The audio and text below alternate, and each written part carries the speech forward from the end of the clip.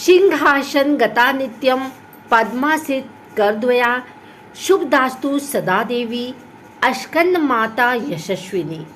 जय माता दी, राधे राधे।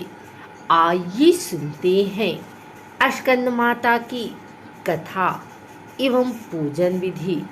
पहाड़ों पर रहकर सांसारिक जीवों में नव चेतना का निर्माण करने वाली अस्कंद माता नवरात्रि के 5वें दिन इस देवी की पूजा अर्चना की जाती है।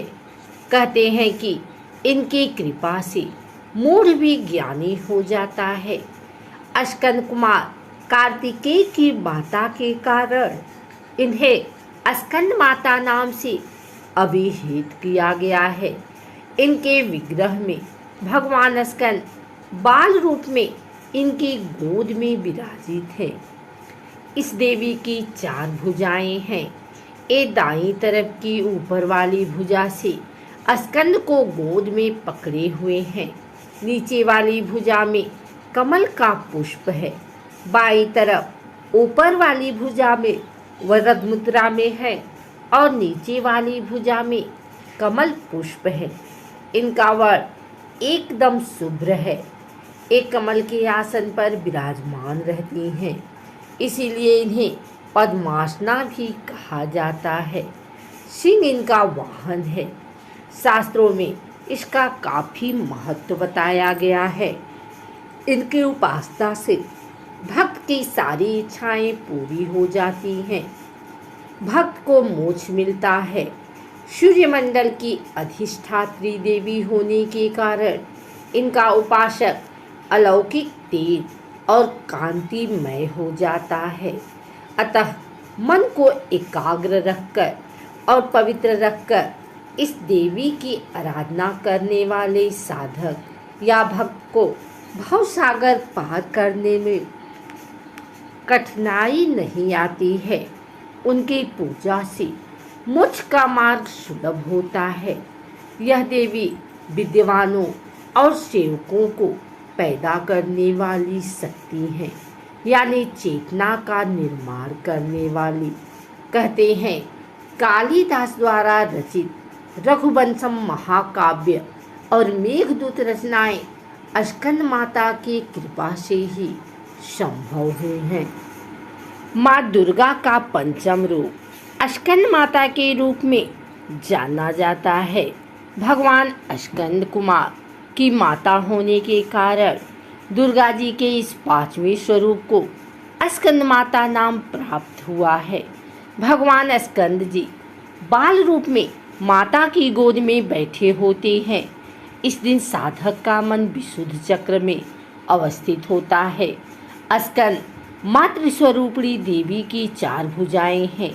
ये दाहिनी ऊपरी भुजा में भगवान अस्कंद को गोद में पकड़े हैं और दाहिनी निचली भुजा जो ऊपर को उठी है उसमें कमल पकड़ी हुई है।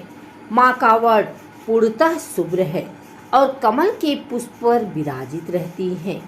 इसी से इन्हें पद्मासना की देवी भी और विंध्यवाहिनी दुर्गा देवी भी कहा जाता है। इनका वाहन भी सिंह है। अस्कंद माता सूर्यमंडल की अधिष्ठात्री देवी है। इनकी उपासना करने से साधक अलौकिक तेज की प्राप्ति करता है। यह अलौकिक प्रभामंडल प्रतिक्षण उसके योगक्षेम का निर्वहन करता है। एकाग्र भाव से मन को पवित्र करके माँ की स्तुति करने से दुखों से मुक्ति पाकर मोक्ष का मार्ग सुलभ होता है। कुंडलिनी जागरण के उद्देश्य से जो साधक दुर्गा माँ की उपासना कर रहे हैं उनके लिए दुर्गा पूजा का यह दिन विशुद्ध चक्र की साधना का होता है। इस चक्र का भेदन करने के लिए साधक को पहले माँ की विधि सहित पूजा करनी चाहिए। पूजा के लिए कुश अथवा कंबल के पवित्र आसन पर बैठकर पूजा प्रक्रिया को उसी प्रकार से शुरू करना चाहिए जैसे आपने अब तक के 4 दिनों में किया है। फिर इस मंत्र से देवी की प्रार्थना करनी चाहिए।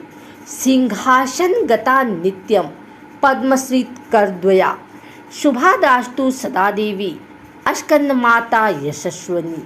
अब पंचोपचार विधि से देवी अस्कंद माता की पूजा करें।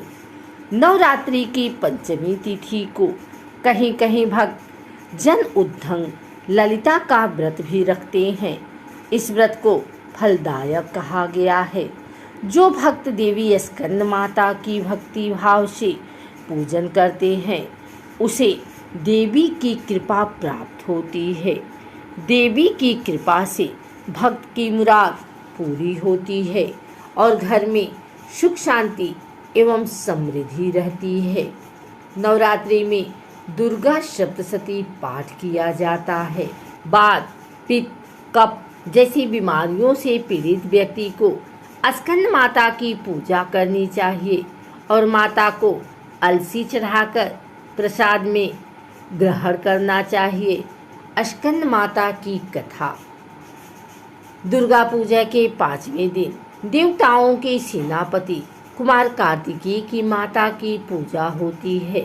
कुमार कार्तिकेय को ग्रंथों में सनत कुमार, स्कंद कुमार के नाम से पुकारा गया है।